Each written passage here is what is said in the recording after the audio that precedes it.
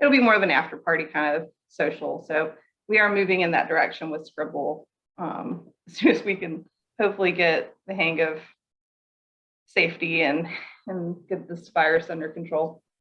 Or Jack, you actually got to participate in our one in-person event under the Scribble brand before COVID locked us all down. Almost 2 years ago. That's hard to believe that was almost 2 years ago. So we did. We were experimenting with actual in-person events before the world went to where it is today. But that's okay. We're together in the Brady Bunch world.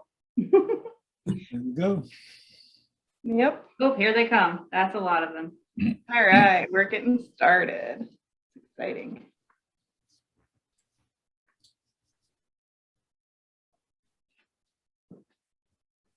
Look at all these pretty faces that they aren't showing yet.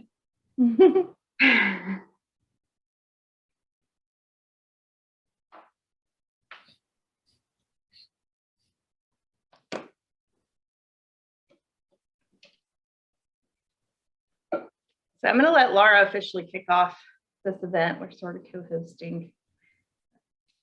Looking forward to talking to you guys.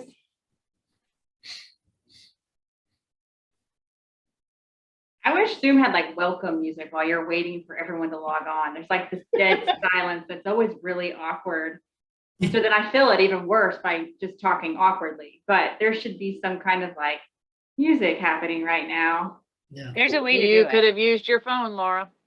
Oh, see, this is why you need to be in the office, Elizabeth, so you can give me this advice before I'm in this situation right now. Hey guys, hey, great to see everybody. Hey, Jen. Hey. Good to see you too.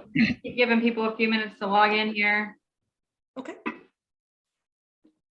But feel free to chime in just like Jen did. This is sort of a dead zone in the run of show while we're waiting for everyone to log on. Raise of hands, how many people saw Jen's episode that launched today? We had our very first season 3. Awesome. Thank you. You guys, Tia and Laura, you guys did an absolutely, well, the whole Scribble team, just an absolutely phenomenal job. And it was very, I haven't watched the full episode yet, just because I've been on back-to-back calls, but it's completely humbling and just, again, kudos to your team, to the production team, and feel very grateful for the opportunity to participate in the launch party as well. Thank you so much. Oh, yeah. We're so happy to have you. Thank you. So can we open our champagne? Is that like, or is that? Yeah. Right. So earlier we kind of, for some of the innovators are on, you can't really see mine, but because of the. Look how cute. Yeah. I love it.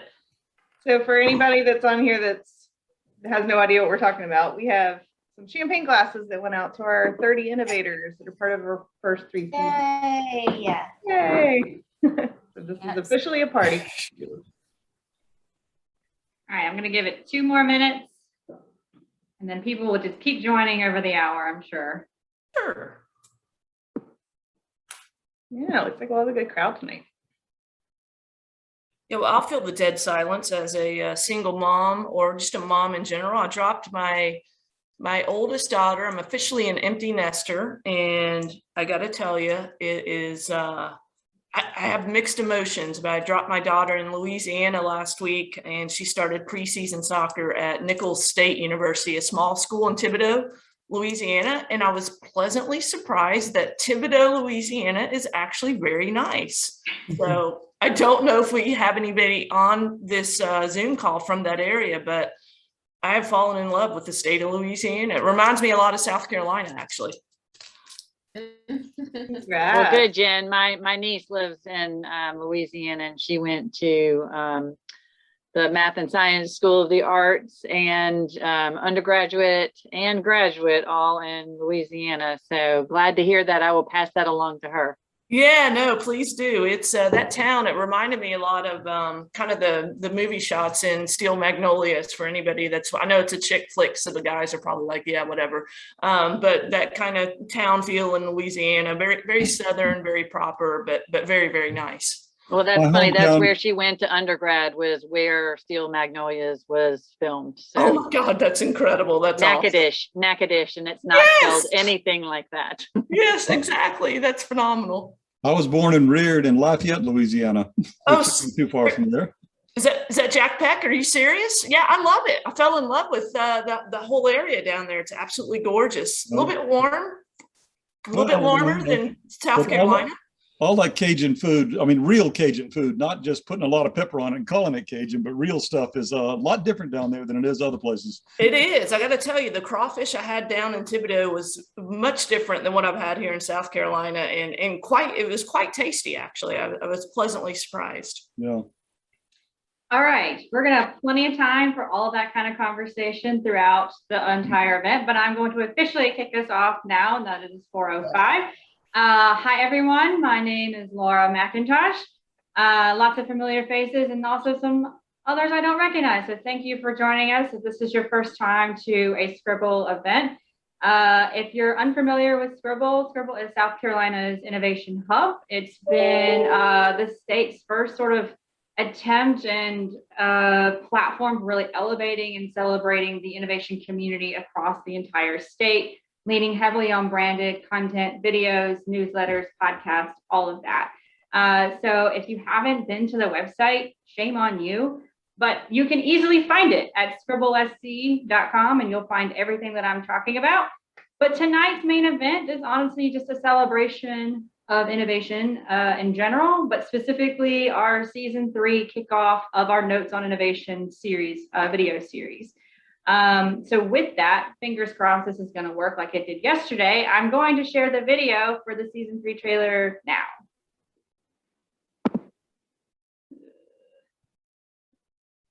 And you'll have to share your screen, Laura, to do it. Yep.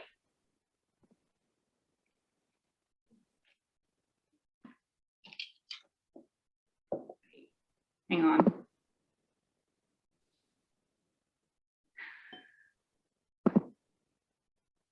Technology is awesome when it works. Hang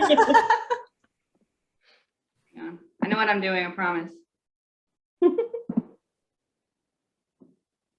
There it is. While Laura's getting this teed up, I heard everybody that there's supposed to be a happy hour, so you're supposed to have something that was sent your way, but just, I don't know if y'all were able to finish that out or not. Oh, yes. All right, I'm playing. If companies are not innovating, then their competitors are going to be innovating and you will ultimately be disrupted. A lot of times when people think about innovation, they think about it in terms of something tangible, a product that's being produced. But really innovation can be innovation in a process, innovation in a service. If you want to invest in this space, it's the same rules as a smart investment in any space. You look for satisfied customers, you look for an executive team with a track record, and you look for a company that's got a great culture built around growth, built around accountability. In any scientific pursuit, when you're trying to answer a question, it is very habitual, it is very sort of systematic, but I think within that, you can't be locked into what you think this should look like or the way you think this works. The bottom line is scientists are truth seekers. What I was taught really early in my career was to start engagements with VCs far before you ask for money. And through this process and these conversations, I learned what sort of thresholds and goals my company needed to achieve in order to be venture ready. I had the opportunity to get involved and take that over and create some food science around the product, finding the right combination of ingredients that allowed us to turn out this premium product that nobody else in the world has been able to do to this point. Changing 2,000 years of agriculture is not an easy thing to do. I do believe that the globe is getting much smarter on what's happening to our environment, and people are willing to pay for that, which also helps fund these types of innovations. Annoviant is developing breakthrough medical devices that can be used in pediatric patients. Those are with the congenital heart disease. So we are trying to develop a device that can grow with patient. If you can prevent surgeries, you can prevent all the trauma, as well as you can prevent healthcare costs too. My name is Jen Randall Collins. My name is Heather Flanagan-Steet. My name is AJ Richichi. My name is Rico Pedisano. My name is Naren Vyavahare. My name is Elizabeth Rhue. My name is Don Taylor. My name's Jonathan DeRochers. And these are my notes on innovation.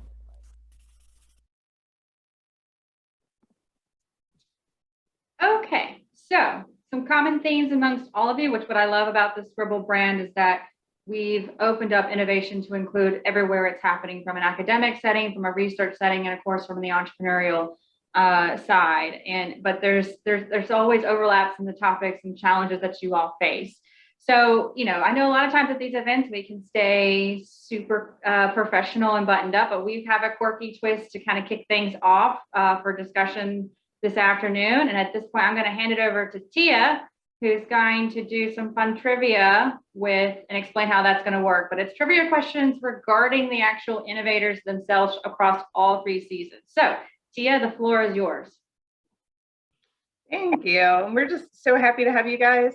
Before we start on the trivia, I thought it would be really fun that we would do a cheers, because these innovators are amazing. They've been busting their butts their entire lives, most of them, to get where they're at. So Laura, I think you could probably be in charge of a screenshot, but we would love to do a quick cheers. And there's going to be several of you guys. You might have to take yourself off mute for a second, just so that you show up on the front screen in the tile view. But we sent you all some champagne glasses, and you can't really see it because of my border.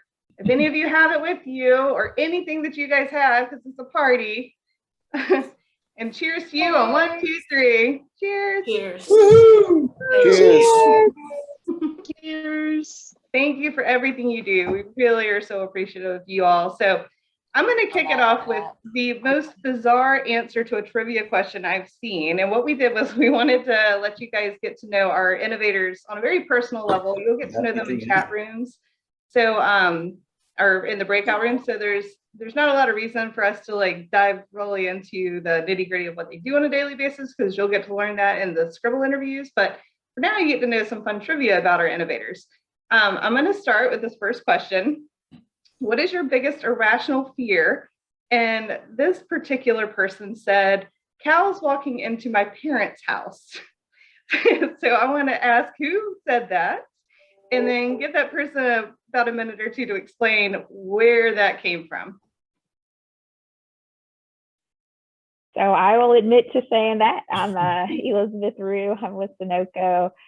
So the reason I say that is I grew up on a small farm in Georgetown, South Carolina, and my dad had cows, and they would oftentimes get out of the pasture and they would come a little too close to home. So I just always had probably a fear of cows in the back of my mind, but I would have literal nightmares about the cows walking up the front steps and coming into the house.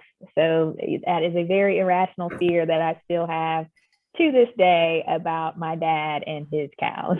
That's amazing. I love it. Thank you, Elizabeth. We'll do one more, and then we'll just go ahead and go straight into our breakout room.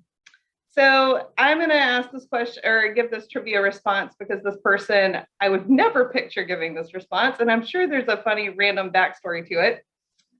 What's the most unusual place you've fallen asleep? And this innovator said, a strip club. So who wants to own up to that? You had to pick this one, right? I mean, you wrote it. It's fair. You did write it. It's fair game. As soon as you put it in, it's fair game. You know, after I wrote it, I thought for a second. I was like, I'm sure they're not gonna mention it, and it's gonna be forgotten, and you had to have it. But it's not your character, so that's why I thought it was funny. So the story is very, very simple. It's we were in New Orleans, and we were having dinner, and you know, it was a conference, and I was with all these people's director of labs and everything, and they were like, okay, you've never been, you are in New Orleans, like, you know, peer pressure, we're gonna take you there. And I was so sleepy, so tired, so exhausted, and it's so not me. So they take me, you know, it's very easy in New Orleans next to all these streets and all of this. They take me, and literally after 5 minutes, I'm snoring. And And one of the very important people I work with, like, kicks me like this, and he said, "You really don't want people to ever know that you slept in a strip bar." And I was like, all right. Now everyone knows. That's awesome. And I should have mentioned, Ronnie is adding our links to some of our innovators on the Scribble page as they're talking. So you'll get to know Rami in his interview. He was one of our innovators for the last season. So thank you, Rami. I hope I didn't embarrass you too bad. Okay, with that, I'm going to go ahead and share the screen. We're going to just do a breakout room. We wanted to give you guys plenty of time. It'll be a smaller group of people, but general rules. So I'll give you a topic, and we want you to just jump straight in with answering the question instead of doing the whole, I'm such and such from such and such organization, here's what I do on a daily basis, because that ends up taking up the whole time usually for the breakout room. So the general rules are, we have several lovely innovators on this party from our 3 seasons. So there's probably going to be more than one of them in the room at a time. So if that happens, I ask the person with the longest hair to go first. And so they'll kick off the conversation, and then we'll get through as many people in the breakout room as possible. And then Robin will be giving an announcement that when you have 60 seconds left. So we're going to be doing this about 8 to 10 minutes, give you a little bit more time in the breakout than, you know, a lot of the ones that are 5 minutes and they go so fast. So from there, I'm going to go ahead and share my screen. And let's see, hold on. Hair for balls. All right. Naren, that's typically how I feel as always the really long-haired person, is I always have to go first. So you know, I have the opposite problem. Exactly. So can you guys see that? I don't know if I actually hit share screen. Did it show up? Do you see a tile with the prompt?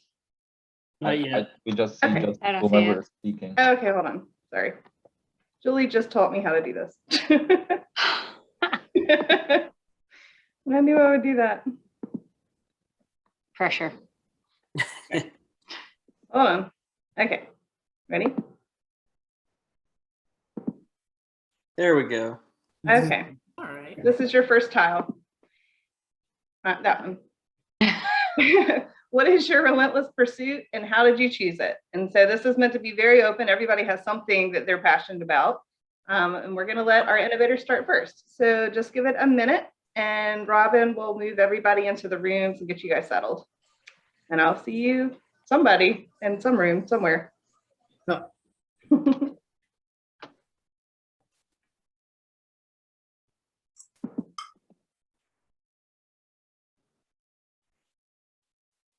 Hello, everyone. We know who has the longest hair. Technically we don't, because we have 3 people not on video. But Mine's hiding all under this hat. I've got it all tucked up. So. But I'm gonna assume I have the longest hair. You've got the longest. Abby, I'm gonna be back on with you later for your pitch competition. Wow! All right. Well, nice to meet you. That's me. That's not my name, but that is me. Okay. Anyways, yes, I'm going to follow my own rules here of what we laid out. So I guess I do probably, Jessica, I think I do have longer hair than you do, but not that it really matters. I'll kick us off. So I'm a accidental bureaucrat. This was not at all my life path that I thought I was going to be on, working for state government. But why I love what I do, and I would think actually over the past 12 or plus years of what I do is I really believe technology is the solution for all the big problems that we have in the headlines today. And, you know, technologists participate in the creation of those problems, but there's no going back. And so how do we really use technology to solve these big challenges we do have? And then, of course, in my role today, it has more to do with government does have a role in getting these products out into the marketplace or into their, whatever their situation of actually into society. So that's why I love what I do. So now I am going to pass it over to Jessica because she has probably the second longest hair, or Stella, one of the two. But yeah, that's why I love what I do. Jonathan, I think you and I are battling for. I think I got last place here. Hey, okay, yeah, all right, I'll go before Jonathan. I can tell that Stella's not bald. I have seen Stella. Stella's not full. But anyways, go ahead, Jessica. No. I tried to start the video, but it wouldn't let me start it. But my hair is definitely shorter, or a little bit shorter. Well, if you want to know what Stella looks like, just go to the Scribble page. She was in our season 2. Yeah. So anyways, Jessica, the floor is yours. I'll stop talking now. Awesome. Well, I'm going to apologize in advance, but my dog I'm sitting on my back porch, looking over the water, trying to give my dog a break, but he's an English bulldog and he's rather loud. So if you hear snoring, that would be this little dog over here. So I guess, so I'll just start. I'm the CEO and co-founder of a company called 3 Together. And we just formed really during the pandemic or getting ready to launch our first product, which is a HIPAA compliant video conferencing platform meant for brokers or HR professionals. Prior to that, I was the COO of AmplifiedAg. So Don Taylor, who was one of the speakers in the video we just saw, is actually my husband, and we are investors in that company, and he's the CEO. So I would say our passion definitely for both of us coming from a technology background is leveraging technology to help solve some of today's complex challenges, whether it's, in his business where he's trying to provide global access to healthy food options, or even me with my company now, just trying to provide more innovative solutions for individuals as well as people in the benefit space to help protect people's personal information. So we are avid, advocates for technology. So my dog's starting to get a little feisty over here, so it's a little distracting, but I think that's the gist for me. That's good enough. All right, Stella, it's your turn. That's cool. Thank you. So, and I know we're not supposed to do intros, but I'm CEO of Mercom, and we've been really lucky. We've gotten the company to a point where I'm still in the day-to-day, but I'm able to look at some other pursuits as well. So right now I'm actually exploring the possibility of doing, being on the government on the other side and looking into doing some county council work within my county. And I'm in Georgetown County, South Carolina, which depending on where everybody is, I'm down at the beach. And there's farmland, as we heard earlier as well, with the cow concerns. But I happen to live down on the beach side of it. And yeah, so there's going to be with the last census, there's some changes coming up, and I'm kind of exploring the idea of maybe helping, using my business background to help government at the local level. So that's what I've been kind of passionate about recently. And fortunately, Mercom's kind of at a good place where I've got somebody in place that's running point, and it gives me some more time to focus on some other pursuits. So that's where I'm at right now. Over to the other side, to the public. Well, it's interesting because it's an elective process. So that's a whole nother world. And it's really, I've learned a lot. I've still got a ton to learn. So it's still in the exploratory stages, but it's something that's very interesting to me. And I just think there's just so many opportunities here on the coast to impact that, and leveraging technology in a small county like ours, I think will be very impactful when you think of the rural side of things, and just the location where we are sandwiched between Horry County and Charleston County. So a lot of cool opportunities. Abby, I'm calling you out. You're up. The question was basically, what are you passionate about? What's your relentless pursuit? Gotcha. All right.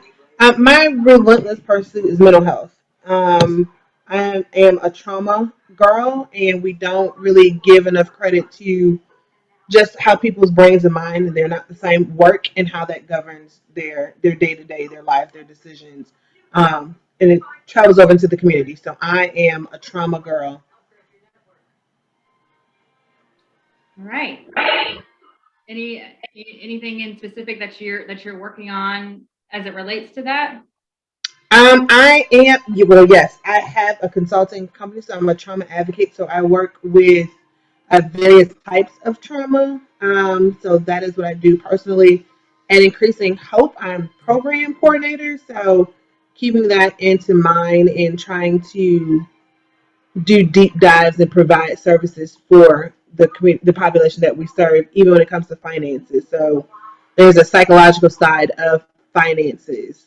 So travels over to work. So for those of you that might not be familiar, Increasing Hope is actually a nonprofit based out of Charleston. They're a current grant recipient of ours under a completely different initiative called the Relentless Challenge. And in fact, they've been experimenting with the state's first accelerator model for minority-owned businesses to really experiment with, actually owning a high-scale business model. So anyways, they have an exciting event tonight. They have their demo pitch virtual event later on this afternoon that I'll be jumping back on for. But it's a really neat organization. If you don't know anything about it, you should check them out. All right, we got the dudes left. I don't care. You two decide. Somebody jump in. Alex, you go, because Jason's got his own video later. So Alex, you go. Yeah, I being at SC Competes, I think it fits really well with my challenge or my pursuit being, I want to tell stories. I want to tell stories of our partners. I want to tell stories of how we're increasing our state's economic ability, but not only that, but the people that make it great. I was born and raised in South Carolina, but moved out. And after moving back, because I missed it so much, I think it's one of those things where I'm very proud to tell the stories of those that make our state so great. And that's my pursuit, is to do that every day.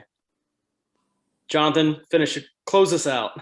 Close us out. So I am on the pursuit of technology. I live and breathe technology every day, both in my professional career as I lead our corporate technology for Red Ventures, but in my personal life as well. We are big, heavy users of all things smart here at home. So ALEXA and all those types of things to help us automate our daily lives here. So big proponent of technology. Okay, I have a double-sided question. What's the one smart device that was totally not worth it? And then, of course, the opposite, which one's actually been worth it? Well, that's a good question. Really good. I would say one of the ones that's I think that benefit the average person for sure, and I have found to be of value, is the ALEXAs. I have one here in my room. But to just simple things, playing music and getting facts and things like that quickly and easily, I think it's a huge enablement. So that is probably the one I would say is a win. The flop, I would say probably my Ring doorbell, I would say, is probably a flop. I don't think it's nice to know when people ring the doorbell when you're not there. I guess that's the win, but the camera hasn't been a big help for us. I'm determined the smart refrigerator is really not that necessary. I don't own one, but I've looked at them like, do I really need to be able to see through the door? Was it that much of a burden to open the door and physically see what's on the inside? Anyway. We don't have one of those either. I think that sounds like a fad, right? The technology changes too fast. I hopefully will only replace my refrigerator once every 15 years or something. Well, the whole cow thing, Stella, it's funny you bring that up, because Stella's facility is in a renovated barn, and it's really Stella, do you want to talk about because that was a big project, that land that you bought? Yeah, that was a fun project. So it's kind of interesting. You think about the beach, and most people either from out of state or even from in-state think of the beach, and they think of the island beaches down in Charleston, or the beaches, Myrtle Beach. So Georgetown obviously has its own beaches with Pawleys Island, which is where I am, but it was a rural area, and we picked up it's next to a business park, but we picked up an old barn with some acreage on it, and the county also picked up part of that property, and then there were 7 acres south of us that we basically combined all 28 acres and changed the zoning for that space. We renovated the barn, literally from, it had like these garage doors for bays. It had watering things. It after a barn, it became a, I think like a garden type thing. But we took that and we kept the core structure and then just made, kind of teched it out. And it's a really cool space. Ironically, with the pandemic, a lot of the employees, are working from home. So we're working with the county to see what the next steps are for. Put us back where we were. We were enjoying it. Always stirring the pot, Ray. Hey, Eileen. Good. We wanted everyone to have good conversation. If we didn't cut you off, then you would just talk forever, and then you wouldn't get to meet anybody else because you can't. That's right. Can't accidentally bump into somebody like you would at an in-person event. So. And Laura says that like she knows me. Hey, Eileen. I didn't know you were on this. It's Stella. Hey. Hey, I was gonna say for the lady that was with the Hope nonprofit, I think it was Ebby. Yes, Ebby. Is that right? Yep. Ebby, if she's still on, I know she had an event this evening also, but you might want to talk to her about incorporating HubZone into her nonprofits because I know there's quite a few in Charleston, and that might help from a federal dollar standpoint. Yeah, this is Julie. I think that they do. Okay, cool. I wasn't sure. We'll certainly bring it up again for sure. Make sure she's, leveraging all those opportunities. Thanks. Perfect. Thank you. Oh, there she is. Who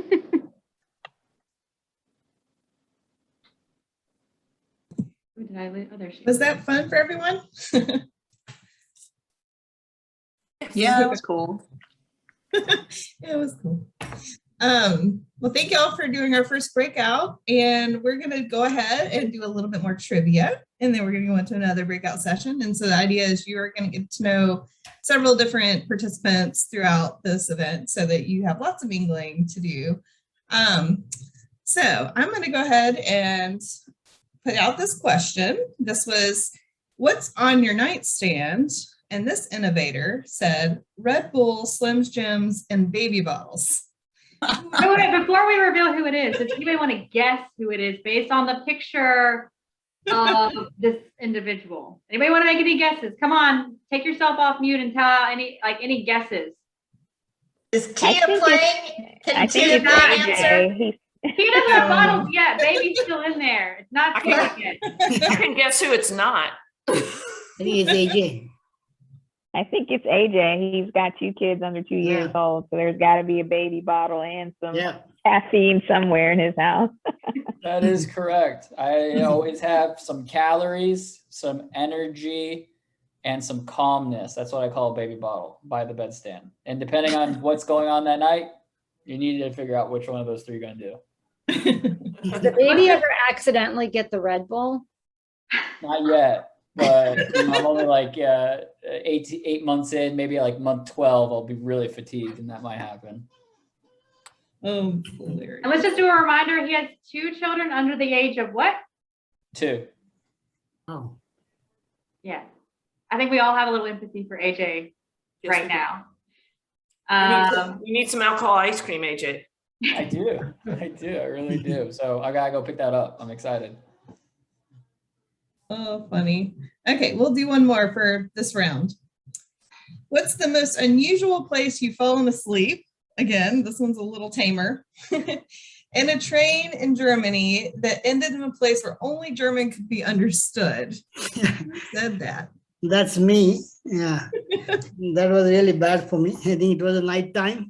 It was 11 o'clock at night, and I was just going to my conference and trying to go to Berlin to look at Berlin Wall, and then while coming back I just slept, and this train went to somewhere else, that completely unknown town.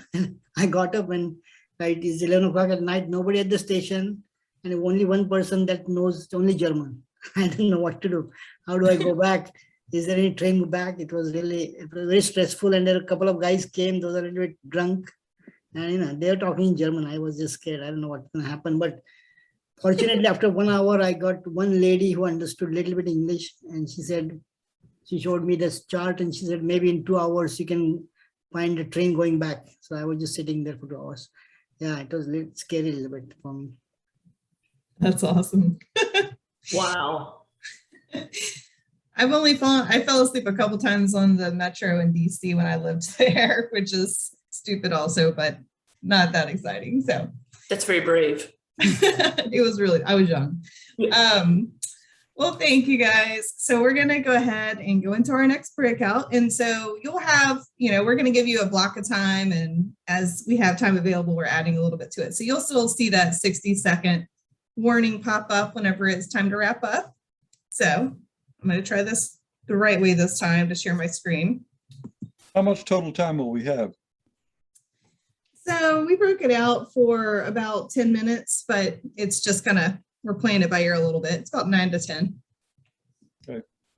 I missed your cat. Your cat needs to make an appearance again. For real. Okay, I'm sharing my screen. You got it. So this breakout session will be who inspires you and you're closest to giving up. So hopefully this applies to everyone. So we'll let Robin go ahead and move us into our rooms.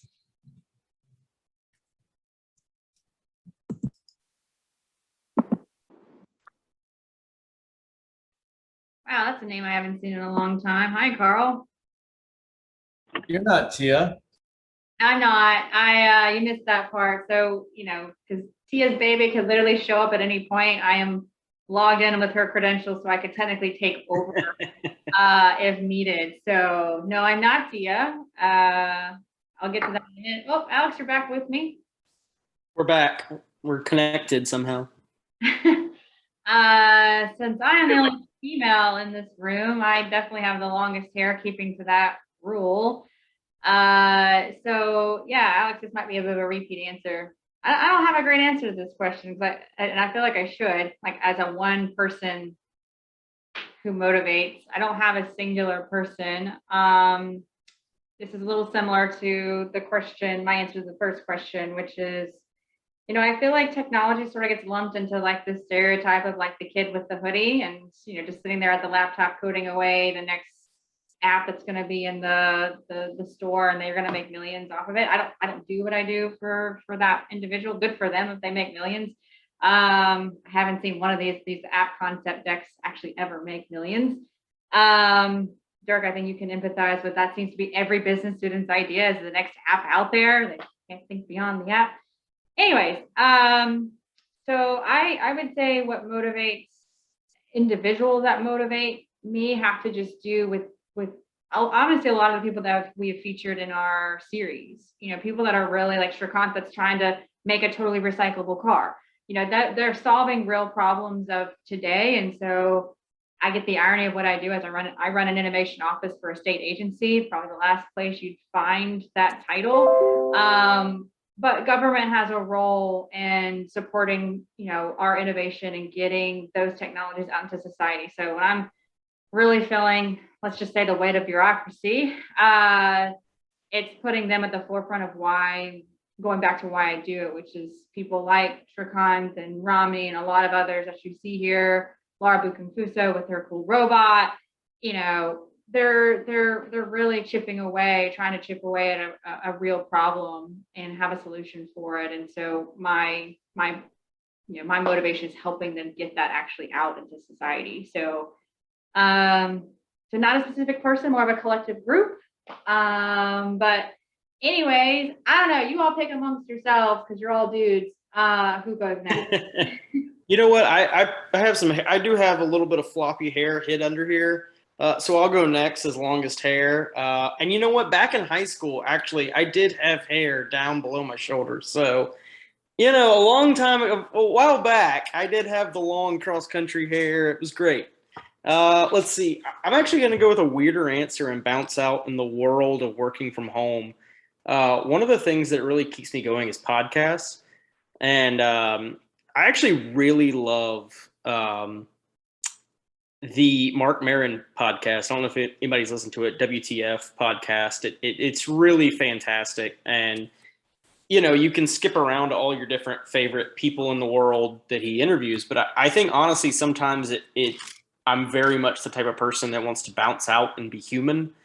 if I'm feeling a little, stressed or whatever. So I bounce out of the work world, out of email, out of Gmail, out of everything, and bounce into the world of podcasts. And the WTF podcast and Mark Maron, he just gets on and gets into some really honest conversations. So I'm going to say that's what inspires me the most is just bouncing back out into worlds and realizing that everyone's kind of on the same path, whether we're very famous or very not. And, it's super cool. It's been a big help this past year, being here in my house. And, I see whoever has their, cameras on. I think we're all a little, we're all into that. So I'm going to go with that answer. That's mine. Well, I'll just take this as my selfish plug for an unfamous podcast. Is one that we host under the Scribble brand.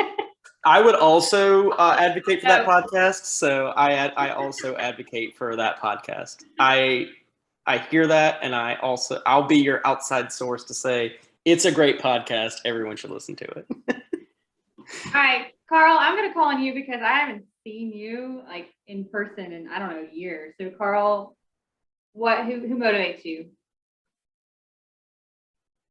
Yeah, and I'm currently driving down 26 through the rainstorm, so I apologize if there's more more sound than just what I'm saying, if you can hear me.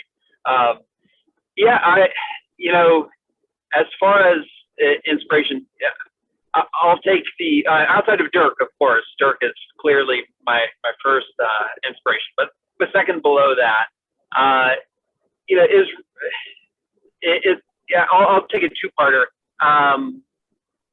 One, being the introvert, a lot of my motivation is intrinsic in that I spend a lot of time both between meditating and running and being out in nature. So nature in general inspires me. And then the other thing that really inspires me is frankly just the people I've worked with at so many communities throughout the Carolinas. Whether they're and of course it's not cheesy, so I apologize. But I've worked with so many like great finance directors and utility billing people, and they're all people who are just trying to do the best thing they can do for their communities, and which is one of the reasons why I love working with local government. So they really inspire me to keep going and give them something better than what they have today.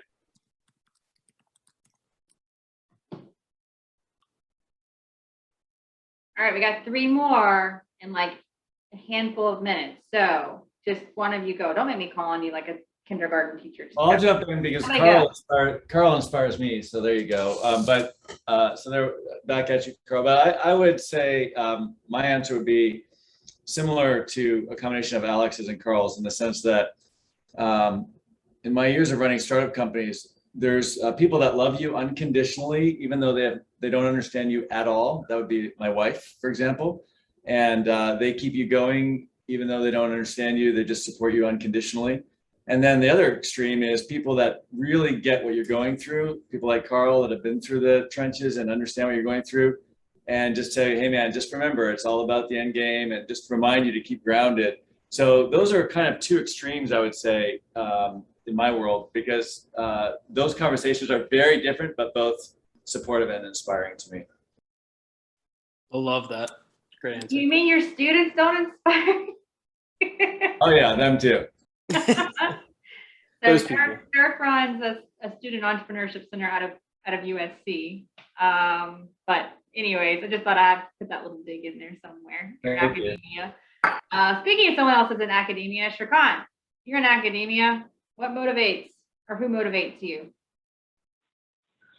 Well, I'm also driving just like the other gentleman. So, so I apologize if there's any background noise. So, no, thank you. Actually, the things that motivates me is actually my folks, my extended family, the students that always keep working hard and coming up with new things.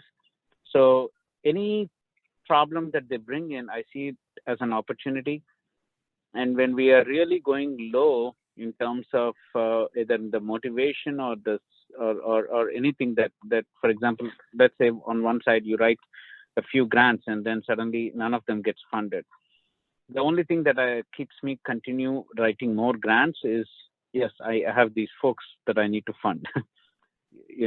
So that kind of what and the work that they bring in, all these things are something which I really get inspired. That's professionally. And when it goes to the personal thing, obviously my kids are also something that keeps me going on. Definitely inspirations are there when it comes to the larger scientific this thing, but on a day-to-day activities wise, these are the folks that continue to keep me motivated and excited and do what I'm doing. So for those of you who are not familiar, which you should be because Shrikant was actually in our very first season of storytelling. But if you're not, Shrikant is with the CUI CAR campus out of Clemson and specifically runs the Composite Center. Do you want to talk a little about the Composite Center, Shrikant? Pretty cool place. Yep. I'm sorry, I should have introduced myself. I'm a faculty in the Department of Automotive Engineering at Clemson University. We are physically located in Greenwood. So if you're passing on 85, if you see a cool Clemson University tag, big lighting, that's basically our domain. I'm also the founding director of the Clemson Composite Center. It's a translational research facility. So any work fundamentally that we do as professors in our own individual labs, this particular facility was set up especially to work with industries as a translational entity. So industries can come in. We support all the small, medium, large enterprises. We work with pretty much, although I'm technically in automotive, the Composite Center has no boundaries in terms of the application domain. And when I say translation, it's a real functional prototyping facility or production facility. So the kind of equipment and infrastructure that we have is something what BMW used to make their i3 vehicle. So it's kind of a large scale system where you can we can help you support to develop manufacturing techniques or even products. If you're a small, medium enterprise, then we can help make low volume production, support prototype functioning, designing, manufacturing, testing. Yeah, feel free to just shoot me an email if you would like to have a tour. Unfortunately, I don't have a picture, but yeah, as she said, basically it's a really cool system. Yep. And actually, his facility, the Scribble project, has been going a massive expansion over the past year and a half to really build a comprehensive database of all of the resources necessarily for technology commercialization at large, not just the entrepreneurial sort of assets. So his center will be part of that, and you'll have plenty of options for promotion and getting to it and seeing it that way. More to that, come on that later. But to make sure we have time for our last and final individual to at least get to answer this question, because I know you're just dying to answer this question, real groundbreaking question. Trevor, what inspires or who inspires, keeps you motivated when things are tough? So I don't have an individual either, and I feel kind of out of my league here because I'm not an innovator. I just recently left the corporate world to become an entrepreneur. But I think what has inspired me to do that and what keeps me going is just the need that I see to help people. And I feel like I have some skills and services that can help with some business owners overcome some of their challenges. And the big need I see for that and the ability I have to help them is what keeps me going. Hey, so that's actually, I actually really hate the word innovator or innovation. I feel like it needs to be innovated on because it's so overused to where it has no meaning at all. But anyways, it just even take that, that's where I started. It's actually a task when I first joined the Office of Innovation at the State Department of Commerce, was to define innovation. And for us, innovation is the relentless pursuit of transformational ideas. So everybody can be an innovator if they're relentless enough to pursue it. So don't feel like you're not one amongst us, because everybody can be if they want to be. So we've got about, as you see, about 45 seconds left. I see some things happening in the chat. Anybody have some final comments before we inevitably, the technology is just going to shift us back to the full group? Nope. Cool. Well, then we'll just sit here awkwardly for 30 seconds while we wait. Trevor, thanks for joining us. I know the other guys on the screen a little better. Thanks for joining us. If this is your first time interacting with the Scribble brand. I hope you're finding the help you need for your new startup, wherever you are. We didn't get to that, but wherever you are, I hope you're finding the help you need. And if not, find me later.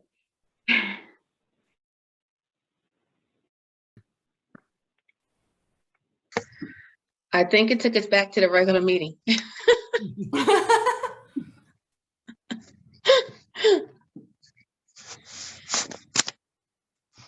Hello, everyone.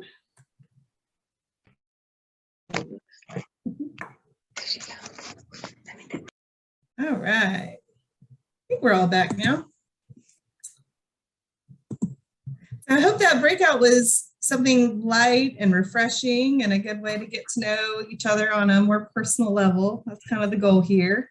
I believe we only have one more round of trivia, and then we're going to do our last breakout, and then we'll have some general time for you guys to still chat in the bigger group, because I know some people like to do that. Last year we had to like kick people off of the party, so we wanted to leave a good chunk of time for everyone. So my last trivia, and I need to make sure everybody's still on here. I'm going to do a quick scan before I call them out. I think we have everybody. Rick, I love that you're popping a beer and it's before 5. Good for you, man. This is why you work for yourself. Exactly.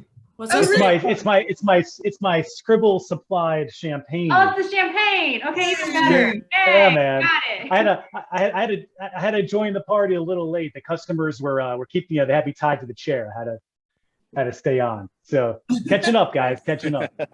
And it looks like Jack jetted down to the beach there to the coast. Jack back. Taking care of the customers there, Rick. I'm going to let the rest of you guys introduce yourselves too before we go into our last breakout. So I have 3 trivia questions, and I kind of like Laura's idea of letting some people guess who these people might be. So first one, if you could pick up a new skill in an instant, what would it be? And this person said drawing caricatures. So who was that we have left over in the Scribble cast? Any guesses? You can unmute yourself. You. It's the host. No, I don't count. I'm not in this. Yep, that was Jack. Tia. It was me. That's awesome. All right, Jack, we need your backstory on this. Well, I don't know. I've always thought that was a great skill. I can't draw with a hoot, but we're talking about New Orleans earlier. And, if you go down to New Orleans and down around Jackson Square and that type thing, you can get your picture drawn pretty quickly by people who do that. And I'm always just fascinated by people who are able to do that. I went to what was called Pelican Boys State, which is kind of like Palmetto Boys State, I guess, here, when I was in high school, at the end of between my junior and senior year. And we had a fellow in our group that could really do it. And he was making caricatures of everyone. And we won all sorts of awards because we were able to advertise ourselves better than any of the other cities that we were grouped in. So I've always thought that was a great skill. Nice. I just picture when I'm on all my random travels to Europe and other places, there's always that person that, they plop themselves front and center on the middle of a bridge and everybody's gathered around them. And I always thought that was really cool that I wouldn't be able to do that either. Well, thanks, Jack. All right. So this next one is kind of interesting, and I'm just going to let him give us some backstory because I didn't expect it. How would your 10-year-old self react to what you do now? And the response was probably surprised which side of the bars I'm on. I did write that, didn't I? You did. Yeah. So my for those who don't know me, I'm Shawn Valente. I was on season 2. I actually worked at MUSC for 17 years. Started as a respiratory therapist, then got into telehealth for the past decade, and then in October joined the largest correctional healthcare company in the country, WellPath. It was a new vice president role to really redesign the way care is delivered for a extremely vulnerable population in challenging environments in jails and prisons across the country. So yeah, my younger self was a little wilder than my now tamer self with 3 young daughters. Nothing like 3 daughters to really reel you in. I was gonna say, it's funny. It's funny how the daughters do it to you, man. I had 2 at the same time, so it was a hammer on the old you. Oh man. Yeah. Well, I found that very surprising, but that's what's so great about our whole cast is all of us are totally interesting in all the ways that we've ended up in these weird places. All right, so last trivia, and then I'm gonna let you guys introduce yourselves a little bit, just the remaining cast. If you could be the president, monarch of any country, which one would it be? And this person said the sovereign city state of Monaco. And I just think that's fascinating. Who was that? It was me. I couldn't think of anywhere that I really want to rule over. But Monaco is such a beautiful, small, can sort of do its own thing. They like Americans. They took Grace Kelly in, so that would work out. And that's the whole backstory to it. Love it. You don't look old enough to remember Grace Kelly now. Yeah. I mean, yeah, I am. Heather just like, I knew that. Kind. I know who Grace Kelly is. Grace Kelly is. You're very kind. she's a nice girl from She's kind of a Philadelphia. fashion icon. Heather actually likes to gamble. That's really the story. Yes, that's it. And live on exotic yachts and go to Formula One race, but that's another story. Yep. That's the other backstory. I would love to go to that race. The Formula One race run in Monaco runs through the old streets of Monaco. So you think NASCAR knows how to drive? They don't know how to drive. That's driving. You can watch some video clips. And they shut the whole city down for it. My son went to graduate school there. Oh, really? Only there's no passing. Oh, that must be wild. Yeah, he had a fantastic year getting his MBA there. Well, they did. Interesting. So I just saw that Bit of Laura education. Macaluso had to sign off. We did have one trivia question for her that I wanted to get around to, and Laura, are you still on? Just to make sure before she said she had to go to a meeting. So the question was, if you could add a word to the dictionary, what would you add and what would it mean? And her answer was dissuade-me. And it means someone who tries to talk you out of doing something they know nothing about. I love that. So when I see her again, we'll get a full explanation from her. I'll try to report it back. So who's left on the call? Because we got a lot of great trivia responses, but I didn't have them for everybody. But I just wanted to quickly go around just so that you guys at least see the face and the name of our 30 wonderful cast members. I think I saw Rick definitely popped on. Rick, you still there? Yeah, man. Yeah, just like I said, I was late. Like I said, just too much customer stuff today. They were just keeping me on. And you guys know that I like to chat, so it doesn't take much. But it's a pleasure to meet all you guys, and there's a lot of familiar faces. Russell, man, I haven't seen you in forever. I hope you're doing all right. It's nice to finally see you again, man. And yeah, so like I said, pleasure to meet you guys. My name is Rick. I'm the CEO and founder of Delta Bravo Artificial Intelligence. Our software platform is insanely complex, but the good news is that it makes life a lot easier for our customers. And so what we do is we help customers in manufacturing, smart city environments, folks that have really complex data sets, put a lot of different types of data together to solve big and complex problems. And so, for example, the customer that I was on the phone with that made me late is that we are working on pulling data from 15 different systems together to help them solve a problem on their manufacturing floor that is creating waste that costs them about $3 or $4 million a year, depending. And so ideally, this 4-month process that we've gone through with them in terms of onboarding them onto our software and helping show them how to use it, is going to put them in a position to return about $3-4 million to the bottom line at the end of the year.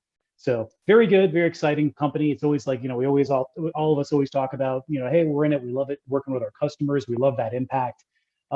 When that impact is translated to real numbers that you can track, it's exciting. So Ray, is that what was that weird yellow hand? Yeah, he wants to speak. Go ahead, Ray. No, that was an applause. Oh, Oh. Hand up, and you wanted. I thought it was like I thought it was like Next time I'll just send a heart with a kiss. Ray, I thought it was like the stop, like stop. Yeah. Like, I don't know, it was like the hand was yellow, like caution. Like I'm like, oh my gosh, is Laura gonna hit me with a hook? That's funny. Yeah, well, it's a pleasure to meet you guys. Always good to see a lot of these familiar faces. Julie and I are from the same homeland, so it's always good to see her. And yeah, awesome. AJ, congratulations, man. I saw your trailer and love to learn more about what you guys are doing as well. Like I said, it seems like a good group this year. A lot of fun. We're not quite done yet. Tia's got one more breakout room before we're all signing, or you can sign off. You think it's officially done. So Tia, not done yet. All right, so we'll have one more. So I'm gonna get my screen share right this time.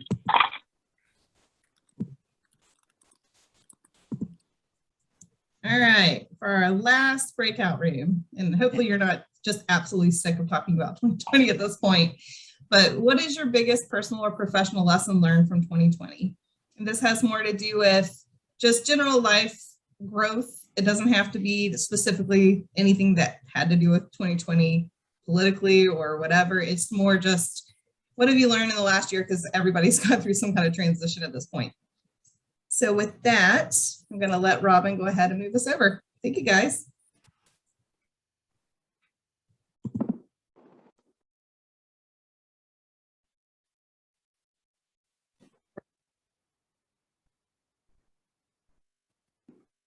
Okay, so I'm gonna also take the suspicion that I still have the longest hair, even though I can't see everyone on the call, but that's okay. I'm gonna keep following our rules and not introduce myself. I would say lessons from 2020 is just you have to have more intentionality with staying up with people. You're not going to casually run into anybody anymore like you would have, either professionally or personally. You've got to really make that time and space for it. And even the added layer, I'll say, if making it meaningful, because like even right now, there was a lot of back end thought of how do we get conversation flowing through a screen with 50 to 70 people, however many people were going to show up. So just a lot more forethought of connecting with people and intentionality of trying to keep up with people that run in your circles. It's been sort of I don't know if I've mastered that yet. I feel like I was on the phone with someone earlier, like, oh my gosh, it's been almost 2 years since I've talked to you. How has that happened? I used to see you all the time. So I have no advice on how to actually do it. It's just something I've noticed. Or that even I feel like now with this world that we're living in, if you are going to do something in person, the threshold's been raised. It doesn't really need to be in person, or there's a higher expectation of what that in-person experience is going to be like. Coffee's maybe not enough anymore. Or if you're going to have a board meeting, it can't just be your normal run of show because you could have done that virtually. Why make somebody travel? So, I feel like the bar has been raised. If you're going to do something in person, it's got to be even better than what it was before. So anyway, that's my 2020 lesson. I don't care. This is my first all girls group. Woo. I was an all boys group the last one. So Adrian, I haven't talked to you in forever. Adrian, I'm just going to pick on you. Adrian, 2020 lessons or stuff, perspective, pick. I was actually thinking a lot about sort of what you already said, just about connections. Other lessons. Because I was thinking about the whole keeping in touch with people and not seeing people. I'm trying to think of another lesson that I've learned. All right, we can, if I stole yours, I stole your. Yeah. I will say this is probably not productive for anyone, but I'm an extrovert and I always knew I didn't like a lot of quiet time with myself. And so 2020 reconfirmed that I don't need a lot of quiet time with my thoughts. So I'm happy. I'm one of the people happy to get back in the office and happy to see people. So it wasn't a lesson learned, it was a reminder. I do miss how clean my house was during 2020 since I was home so often. It was like, well, yeah, I can take a 5-minute break and vacuum this random place in the house. But now it's got dust bunnies and things everywhere. Anyways, Amy, what about you? Are you connected, Amy? Yeah, sorry about that. Okay. I learned that I could actually work from home and get everything done that I need to without being in the office, which was kind of interesting because I always thought I would hate having to work from home and I would, get so distracted by the things that were going on. Anybody have the fear of like gaining weight working from home because food was always available? I don't know. I had girlfriends that were like that. I'm like, well, just lock your fridge. I don't know. Like lots of things like that. But I mean, I'm still at home, so it's okay. I go into the office twice a week, so I still get some of the contact. All right, Heather, I know you've got lessons. You're full. She's full. I was actually just intrigued by that. Amy and Adrian, they have like complete opposite perspectives of it. Adrian's like, I got to get back to the office because I do not want to be home alone. And Amy's like, I love if no one talks to me and I'm at home and I can work. And, it's just very interesting. I think we each had based on who we are and had completely unique experiences throughout this. I would say, so many things. One of the things that I think was eye-opening was that we can solve any problem in an amount of time if we choose to put, whatever one you want to look at, the vaccine, telehealth, like all working from home, having high connectivity, things like this, virtual events.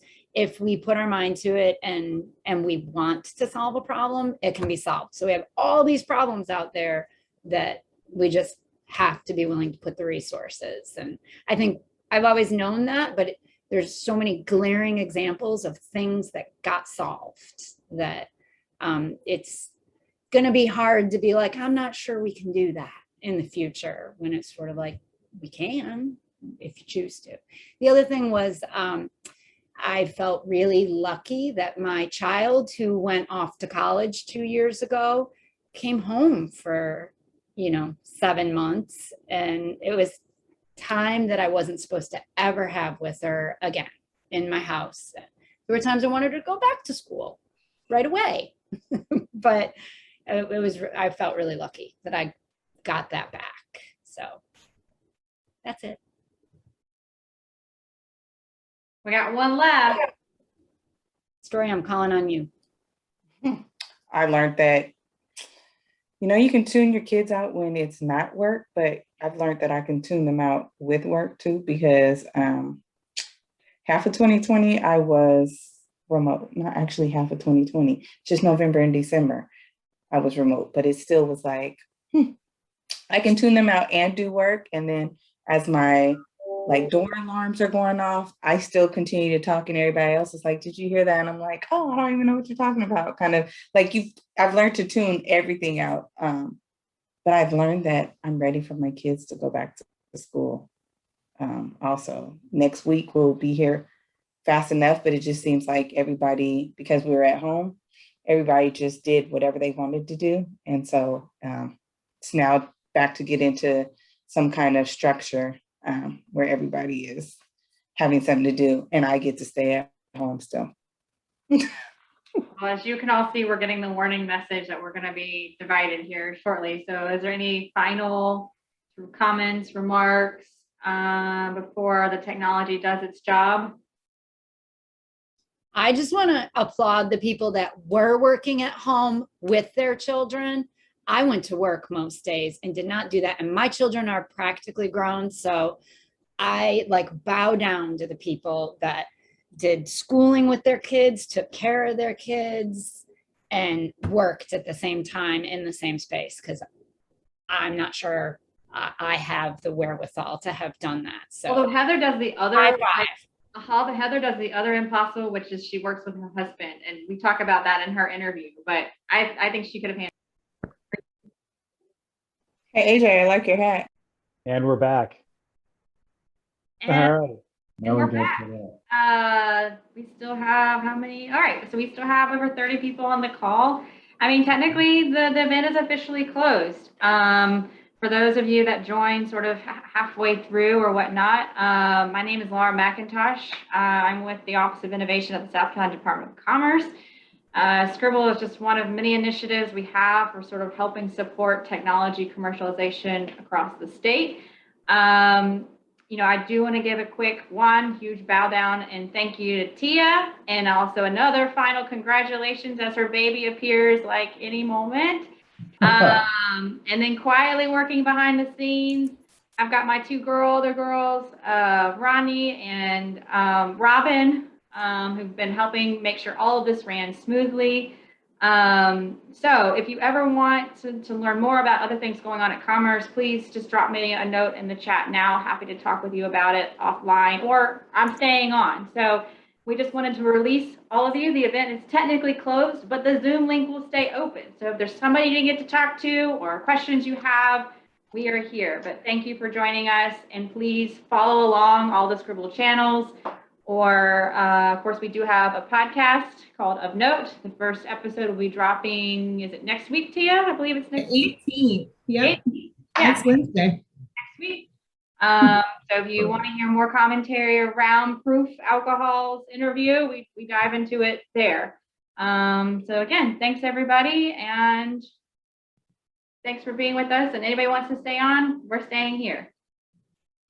Thanks, Laura. Yeah, great happy session. hump day. Thank you much. See you guys. Thanks again. Sure appreciate your leadership. All right. y'all. Bye, everybody. Bye, Great guys. job. Thank you. Tia, when is the due date? I'm being induced on Sunday. Oh wow. So this is going on. All right. Yeah. This is going on. Well, good It's for happening. you. Yeah. So is that right on schedule, or early or late, or? They wanted me to go a little bit early just to be safe, but yeah, it's pretty much on schedule. Nice, good for you. And I appreciate you bringing all these Italians in. Usually I'm the only one, so luckily Ray's here.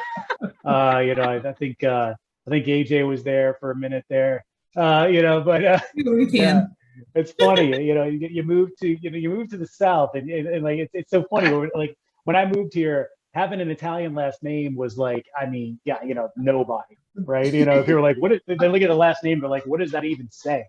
You know, like, never even seen that many vowels in one place. You know? AJ reminds me of like a younger version of you. You're both cut from the same cloth and personality type, and I think I've already made an introduction via email, but you two should definitely hang out. Oh my God, that poor kid. You know? Let's hope it's not too late. But, Rick, where'd you come here from? Oh, I'm from New York. I grew up in New York City when I was a kid, and then upstate New York for high school. So yeah, We're so about, Brooklyn, Spring Valley, New York. So we're about. All right. So you're like, that. isn't Spring Valley like Long Island? Isn't it? No, Upton County, across the the Tappan Zee Bridge. All right. So you're on the so you're like Westchester, isn't that kind of across the river from Westchester? No one knows about Rockland. It's a small little county. I do. I know it. Julie knows. That's like the only part of the corridor between New York City and Albany that I don't know, apparently. So, yeah, because Hudson Valley? Oh, well, I mean, come on, Hudson Valley. That's like where that's like Rip Van Winkle stuff down there, man. Exactly. I mean, you know, old furniture and you know, it's like, don't forget the Apple Orchard. Estate sales. West Point. Just saying. West Point. Yeah, I should probably know that one. My dad went there. Oh, and, really? Yeah, and I Nice. kind of grew up on an army base in Watervliet, which is I know. Yeah, right outside of Albany. One of the few people that know how to say it. Yep. true. Yep. So the, Like your last name. And That's right. Cohoes and other That's right. places. Yeah, that's okay. So yeah, so we got some New Yorkers. Ray, where are you from originally? Akron, Ohio. Oh, all right. All right. There we go, man. Talk about so like us, you come from a place that was very easy to leave. Oh, easy. But Easy. yeah, And served in Fort Lost in the Woods, Missouri, if you know where that's at. Oh yeah, yep.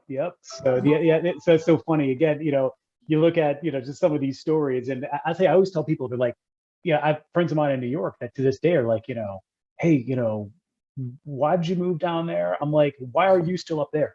That's the harder question, right? It is. It's I love it down here. And I don't know about you guys. 48 degrees in the morning in July, it was 48 degrees in CNY.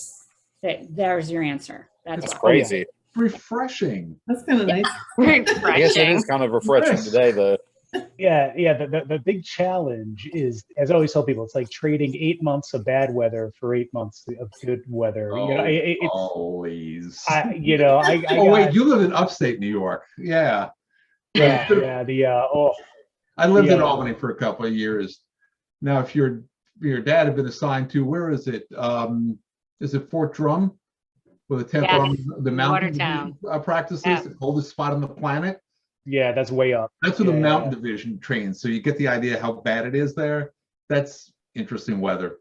Yeah. That's Okay. Oh man, yeah. It's a riot, like I say, and everyone ends up down here. And I'll tell you, the other thing that's been crazy for us is the amount of support that the business has gotten from the state of South Carolina. At the very beginning, we moved it into, we were in Charlotte paying way too much in rent in like the most expensive area in Charlotte. We were doing that for like 3-4 months. It was stupid.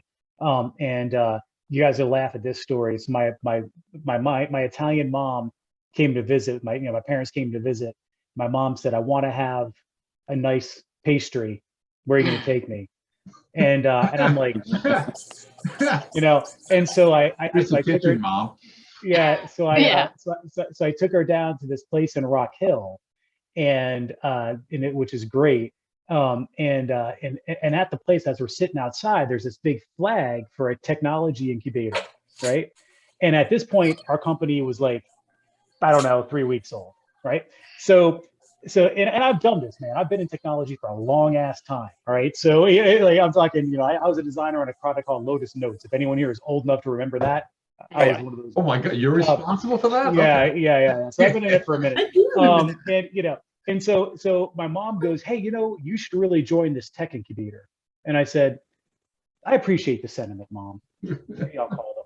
And she's like, "No, you really should call them." And I'm like, "I'm not really sure what kind of value I'm going to get out of a Rock Hill tech incubator. I've been in this field for 25 years, kind of." And she's like, "Don't be so arrogant. Call them." So what's funny is that how it is with an Italian mom. If you don't do it, it just doesn't end. It doesn't stop. It just, this is what you're going to be talking about eternally. And so I went and I actually called David Warner, and within a half hour, that dude had me convinced to move the business to South Carolina, move it into Rock Hill. I'm talking, I kid you not, within 3 weeks, I had broken my lease and we had found a spot. And then a matter of time after that, it was SCRA, SCMET. We built all these partnerships within the state, and I got to tell you guys honestly, man, I've never seen anything like it. When I talk to my friends up in New York, and I'm like, "Hey, what do you guys do with the state? What kind of programs are out there? What kind of people are you working with?" And they're like, "Oh, not a lot. Not a lot. We're trying to get business with the state, but that's about it. So it's been a wild. It's been a great experience here in South Carolina. I mean, Ray, did you start the business? I mean, what if you moved here from Ohio? I mean, probably similar thing minus all the taxes. But there's less street lights, that's for sure. Yeah, right. But that's okay. There's no taxes. Yeah. That's the trade-off. That was my first thing when I moved here. I was like, man, the roads are dark here. And then I went back to Ohio and I realized like a freaking light pole is every 100 yards, man, everywhere. So you know what? You got to pay for those light poles. So no, I came down here for an opportunity to reset my life. landed an awesome opportunity with Centex Homes to be a project manager overseeing construction, knew nothing about construction. The lady who hired me said, you'll be great at it. And 18 months later, won project manager of the year for the second largest home builder in the country. Oh, nice. One thing led to another, and the market was crashing, and I had an awesome wife that I was able to talk into starting my second company. And this was the first with her. And yeah, it was construction, and one thing led to another, and we started solving problems with technology, and that led to where we are today. Yeah, so I think I've seen your stuff before, right? So you did you did that next pitch, didn't you? Yes. Yeah. So Yeah. I think we met very briefly because my wife, who was just in the room a second ago, is also a construction project manager, and she's actually more on the project accounting side. So she does like skyscrapers. Oh yeah, wow. Yeah, Batson and Cook, all the big ones in Charlotte, the Duke Towers, all that stuff. So, but yeah, no, I've seen your stuff, and it's funny because I was telling her a little bit about what your product does, and I'm like, and she's like, yeah, that's a problem. She's like, the permitting process, it's ridiculous how arcane it is. It is. Just, sad, as I say this, understand I'm saying it from the benefit that we've had. It took the pandemic to truly catch up to where the market that I was building for had to catch. And it's unfortunate, but it's exceptionally fortunate for us. We build all the right things for the right situation, and it just worked. So how are you handling scale? I mean, do you have to? It's got to be a pain in the ass. So that's an interesting part. That's a new reality. I mean, I have dropped the ball on a couple of prospects that have been really interested in us. And I even had one today basically say to me, he's out in the West Coast, he's out in Silicon Valley, and he said, listen, we will help you with this thing. We just need you to do this. And it's just because I couldn't get back to him quick enough with what he wants, because one of our partnerships was formed over a year ago with Boxable. Elon Musk tweets that he's going to get a $50,000 Boxable. And in 1 hour, we have 2,000 hits to our website because we're the partner that's overseeing all the permits for Boxable, which only made up like 1/10 of any piece of revenue in our thing, right? Drip, drip, drip. It was okay. And instantly it's become like 2% of our revenue, which is saying something because we've actually, so it's been interesting. Lots of late nights, lots of hard work, hiring. Yeah, I'll tell you, I have a board, very small board, and I own the majority of the business, but I do defer to my board for a lot of this advice. And one of the things that they gave me is we had a meeting in July, and so we're kind of going through a little of this. I wouldn't say that we've necessarily lost anyone. I would say that we've taken a lot longer to convert. You know what I mean? Like because of those challenges. But they were telling me that basically the feedback I got is, this is the time that you need to use to pour into these employees that you're hiring, so that it's just pour it in, right? And go ahead. Sorry, I got to talk. So what I got was the smackdown on hiring any more salespeople until the ones that I have can not only close but teach. And so my own board is saying, you know what? Don't get any better until you get this right. And so I was like, all right then. so I'm right there. That's what I've been doing. I mean, this month has been just tons of time, personal time. Taking, like this morning, 3 hours with a new rep, just walking through everything. Yeah, I think the thing that I'm just so fortunate. We've gotten it dialed in on the right person. We did hire one recently. We had to let go in 2 weeks.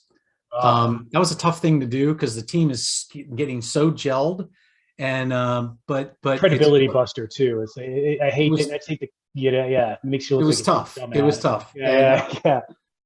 I'll just say that on the other side of it, we went back and hired 2 that were in that hiring round. The team re-interviewed them, and they said we love them both. And I said, we're just going to hire them both. So we did. And now on the other side of that, 2 weeks later, they're already running way faster than they were. They realized that by making that tough call quickly, that it was a benefit to them, not just to us as a company, but to them. And I think they reward that. I really do. But you have to be open and transparent. I jumped in on their daily sync that Rebecca runs, and I just said, look, this is where we are. This is why we've made the choice. I hope that you'll go with it and understand why. But I was fully transparent. I said, my door is open for anybody that has a question or concern. And it very quickly, when we hired the other two that we passed on and everything caught up, immediately the trust was there that we made the right call. Yeah, that's good, man. I'll tell you, I can't stand. So I've only had one situation where we've had to, just let somebody go like that. And I was so pissed off about it because it was like, for me personally, I just felt like it was kind of a credibility buster because I'm very detailed. Like I've always been extremely detailed about the hiring process. I'm very much a culture builder. I have a long list of mentors that have done this correctly. And so for me to have that happen, I was like, oh, I can't believe it, but you can't, nobody bats 1,000, right? That's the reality, especially in this world, man. The world's different than it was 5, 10, 15 years ago in terms of hiring people. But the loyalty factors are different, man, it's been crazy. The number one thing we subscribe to, and we tell everybody the same thing, is I love Richard Branson's quote: lift your people up in a way that they can leave, but that they don't want to. If all you do is think like that, you'll do well. If all you do is that. Yeah, that's what so what's funny is when we hire, all right, we have the prospect, the prospective employee. We work with them. They make it to a particular round. If they make it to the end, we will work with them on a kind of personal and professional development plan. What does this got to look like for you in a year and a half? We lay it all out. We ask them what commitments we need to make. We have a process for this. So our reviews are simply about discussing, who's met their commitment, right? Have I met my commitment to you? I committed to doing these 4 or 5 things. Have I done that, right? Has your manager done that? Have your colleagues done that, right? And then it goes over to them. And to your point, if you're making your commitment and you're meeting if you're meeting your end, I don't know. I'd be interested in your blueprint on that, because I don't think that we're doing that part. It's probably because we ran for 4 years losing $1 million, and finally in year 5 we made $1 million. It's like it's a weird place that we're at, and so we're missing that component, and I think that's an important one. There's no question that we're about what can we do to help you. Be successful, but I don't think we're being over the top intentional where we probably should be about committing our time to very specific things. The checkbook's there, like if they want to do something that's completely outside of the company and that will help them or whatever, we'll write the check. But I don't think the part of getting a hold of my attention and time and so forth is there. So I think that what I found is at this stage, at least at the stage that we're in, if one of so I've got nothing but there's no fat on my roster, man. I got nothing but studs. Just key A players all around. Yep. And what I've found that is if one of them left, it would be more damaging to the culture. You know what I'm saying? It would be like if one of those, if one of I got 15 people, and if one of them failed, any one of them, it would be like, holy shit, what happened? And that would be one of those things that it would inevitably come down to me to explain, right? So, and then it's a credibility buster, right? It's a process problem, right?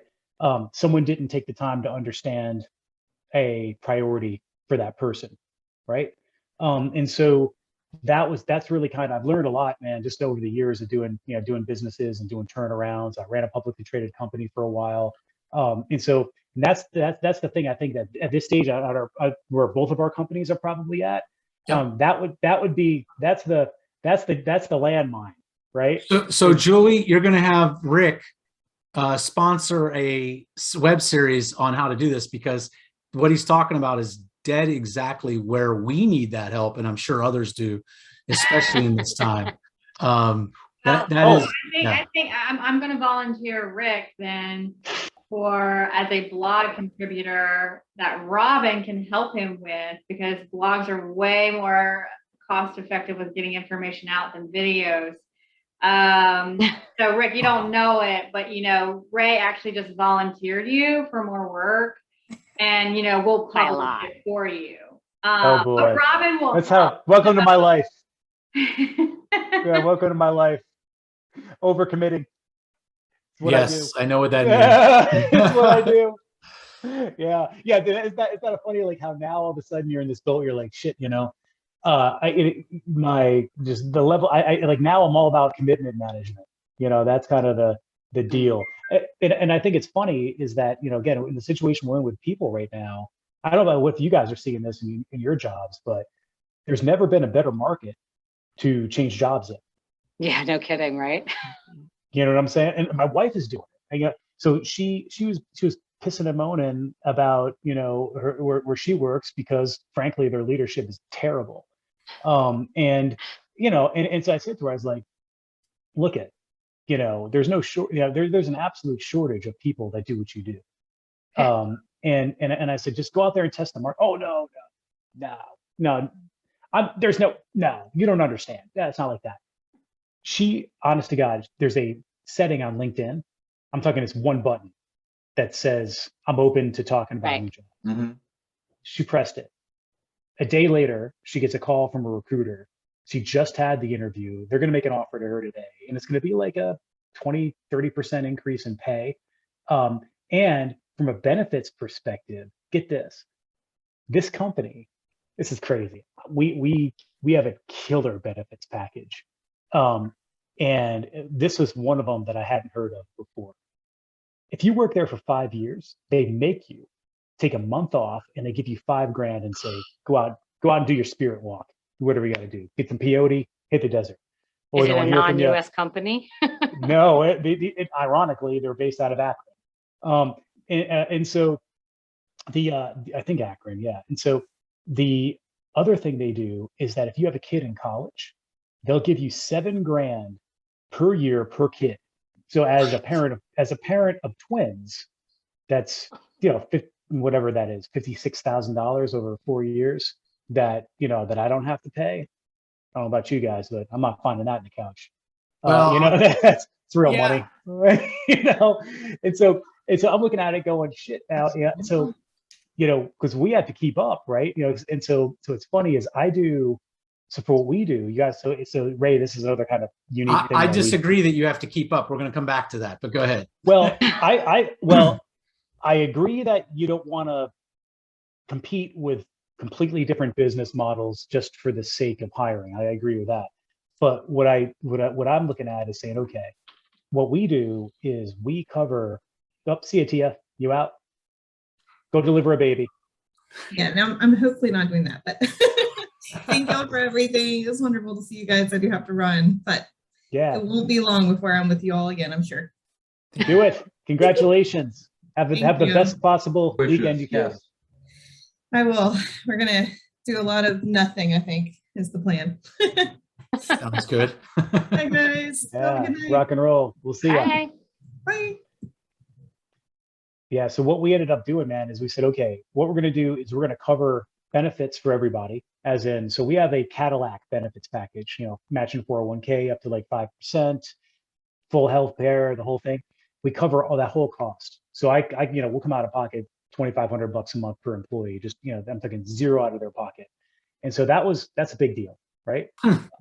And then what I did is I said, okay, the next thing we're going to do is redo our incentive and raise package. So I've always felt that salary is an anesthetic.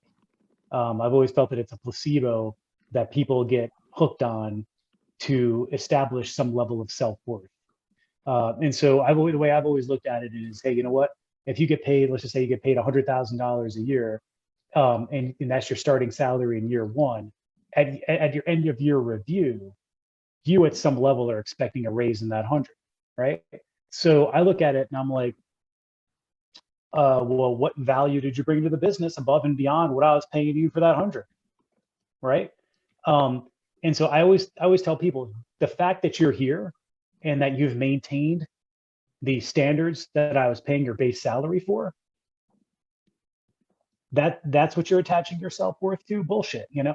And so what I do with our employees, I said from day one is, here's how the pay works here. Number one is, you know, you're going to work on cool stuff. I mean, my clients, we do some cool work. But the other side of that is you're going to get paid a market rate salary. So something that, makes sense, right? We're not going to insult you. And then on top of that, at the end of the year, you're not going to get a raise in that base salary. If you're at market rate. If you're below market rate, then yeah, we'll raise you up.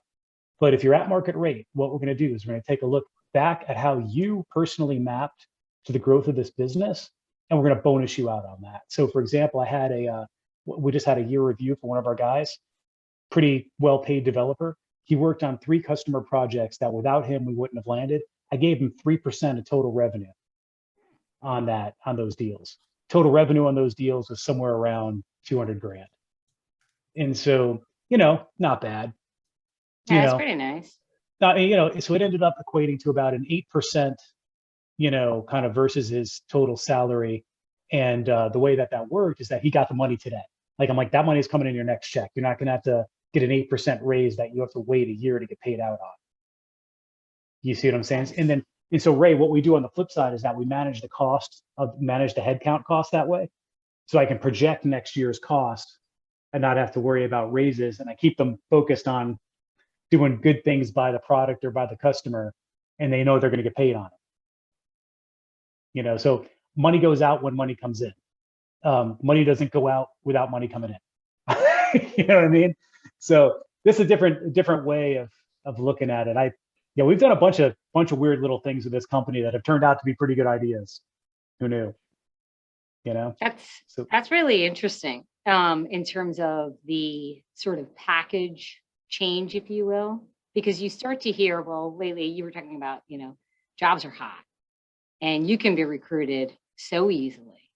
So what do companies do, especially in South Carolina, right? You can go and you can work in some places remotely for a much higher market. So you're getting more money to potentially work remotely, right? And so for you all, it's, partly about making it attractive. And how do you do that? Yeah, I think, again, for us, we have a very particular type of person that we hire. House cats do not survive at Delta Bravo. Do not. You will be exposed and you will be eaten at Delta Bravo if you roll up and you're a house cat. That is a great quote. You will be exposed and you will be eaten. Yeah, I mean, that is just real. Like our guys, I'm talking, we had one dude, like I said, there was one dude that was a house cat. And everybody was like, I'm talking, I had developers pinging me and saying, hey, this dude hasn't checked code. He hasn't done this. He hasn't been online. He hasn't been, you know what I'm saying? Like all of them are just animals. You know what I mean? Like everybody that works here kind of has, and you hire in your own image, right? So, ultimately I hire people that are kind of like me in some way, shape or form, for better or for worse. And, but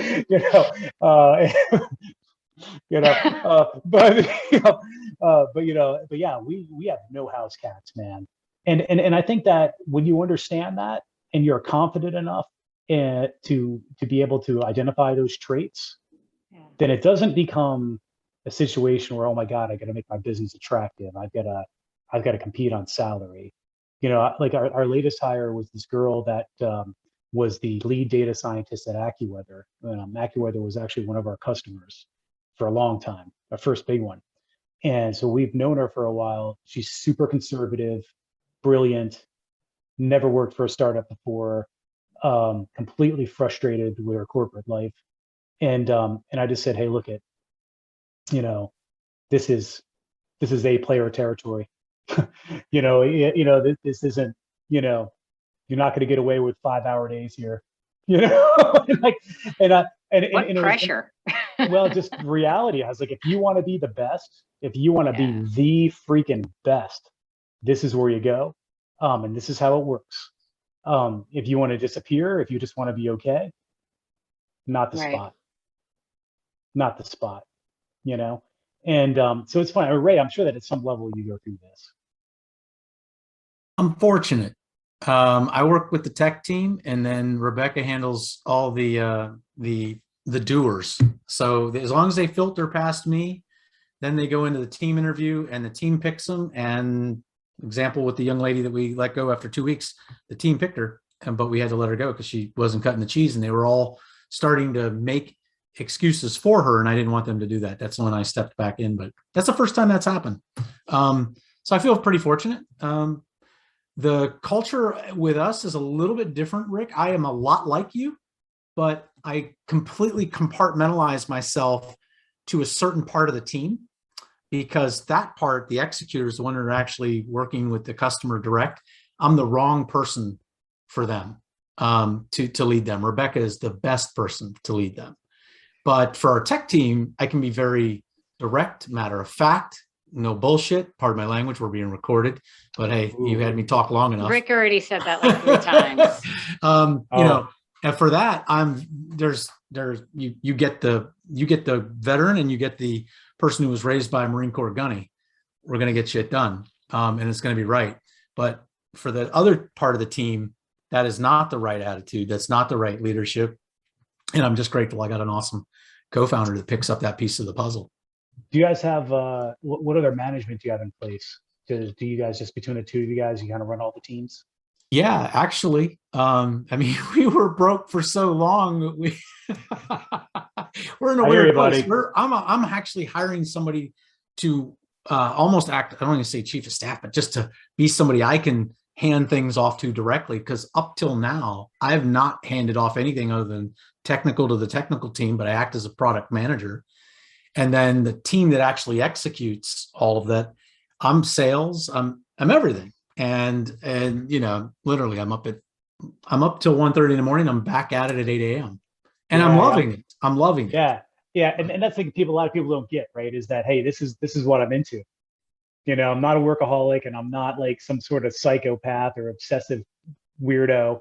It's just, I'm kind of into this. It's like, I got a shelf life. It says on my LinkedIn, I'm building a 10-year overnight success. We're 5.5 years in. And I will tell you, Rick, I have no doubt in my mind that we're going to achieve the level of success I think we will.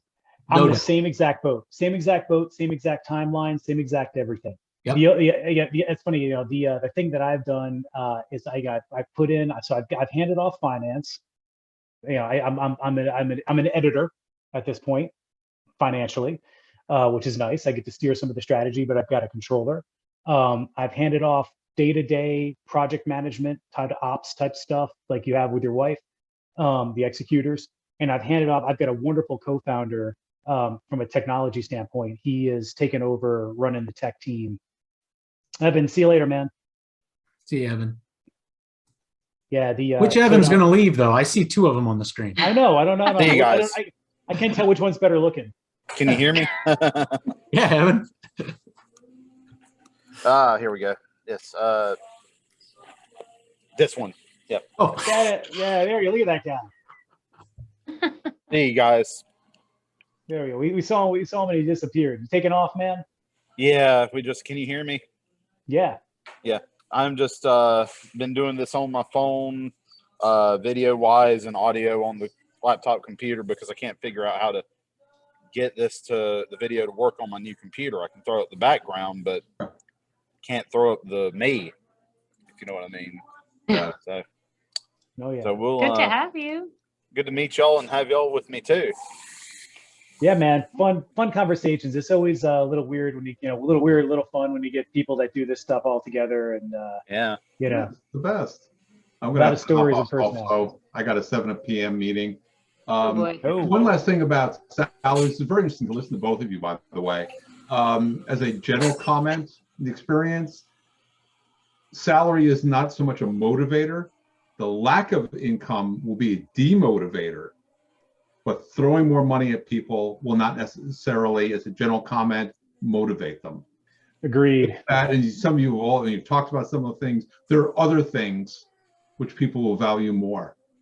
I was leaving a job and it wasn't more money they can give me, but they could send me on a trip for a continuing ed trip.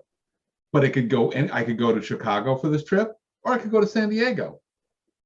I went to San Diego. Yeah, clearly. Yeah. And then we're going to organize a New York trip. We're going to eat. That's it. Italian food. That's it. All the good things. Great guy, everybody. This has been fantastic. Thank you so very much. Yeah, thanks, Good to Peter. see you. Good to see And you. let's listening in on you. Hey, Peter, that link, I dropped it in there. If you use it and you've never gotten a free Audible book, it'll give you a free Audible for that Never Split the Difference. It's a fantastic book. It's the next to Levers and Sell More Faster. There's no book I've read more times. I've had that book I'm not 4 so or 5 much. times. Yeah. I do some sales, obviously, for my gig. That's my focus, is not sales training. It's more along the lines of entrepreneurship. I'm not the scout to you, just to clarify a little bit. I'm listening to, particularly a hostage negotiator. Very interesting. It's more along strategy, entrepreneurship, finding opportunities. Peter, something as simple as this learned from him in the book was just ask the question next time you want to set up a time with somebody. Yeah. Is now a bad time for a call? Just use that. The next time you do that, I promise it'll change. You'll have more people want to give you a yes than they'll say yes. Pardon me, they'll say no. It's a good time. Yeah. But that they will also, if they are busy, they will give you the time that works for them faster. I do that every time. I use it totally every works. time, and it works clockwork. And that book has 100 examples like that in there. You can use it in everyday life. Another one that is the Bible for me is Crossing the Chasm. Oh, Ray, yeah. I don't know. Oh, new version of it is dope. It's just I listen to it, I read it. Yeah, man. Yep. I mean, that's the new version. So yeah, it's Somewhere over there. Oh yeah, that's the old version. So when I first started out in technology, when I worked for IBM, they made me read the old version. And this is the old. Is this the old one? No, that's the new one. Oh, okay, cool. It's got the Shit, I gotta read again. Yeah. It's that one is that was a mind blower for me. I had a board member that was version. Yeah, I think the 2008 is the most recent. Yeah, it's 2018, I think, or something like that. Yeah, I ended up getting a more recent one. One of my board members, we had a crisis about focus. Yep. And there's no way you had a crisis. Motivation. Where was my camera? About motivation. Thank you, Julie. Yeah. I'm out. Bye. I gotta go. All right. I have some emails. All right, guys. There's a note in there for you too. Handsome Evan and Rick and Ray. Yeah, Careful. good seeing you guys. I gotta run. Bye. My night to cook dinner. See y'all later. Yeah, I got to cook dinner, walk the dog. Yeah, all right. See you guys. Pleasure all. Good, everyone. Yeah, pleasure.